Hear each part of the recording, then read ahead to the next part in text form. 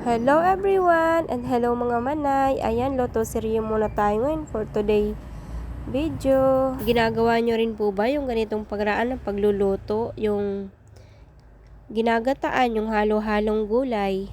Bali, nagluluto nga po pala ako dyan ng ginataang kalabasa na may halo-halong gulay, may talong, may okra, may sitaw at syempre may malunggay. At pwede rin po kayo dito mag-add ng ampalaya o kaya naman ay sigarilyas kung available. Niluto ko na nga po pala yan ng pangalawang gata at nilagay ko na rin ang hipon na panlahok. Ayan. Hipon muna ang aking panlahok ngayon para maiba naman. At syempre, dahil luto na nga po pala yung mga naunang gulay, ay maglalagay na rin po ako dito ng malunggay. Dahil nga medyo tuyot na rin naman at luto na yung mga naunang gulay, ay maglalagay na rin ako dito ng kakang gata or unang gata. At papakuluin na lang po natin yan ng mga ilang minuto para naman maluto yung gata.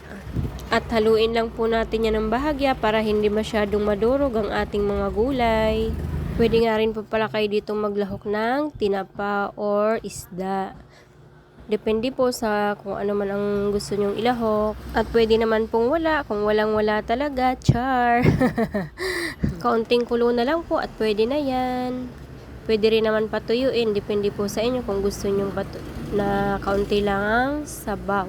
Ayan, dahil malapit na po yun maluto, mag-shoutout muna tayo. Shoutout nga po pala sa aking mga viewers at mga friends. Thank you so much sa support. Sana po ay patuloy niyong panoorin ang aking mga vlog. Ayan, nag-add nga rin po pala ako dyan ng patis dahil nga medyo matabang pa. Depende na lang po yan sa inyong panlasa kung gaano kaalat ang gusto nyo. Ayan, at luto na po pala yan. Happy eating mga manay! Thank you for watching. Follow for more. God bless everyone.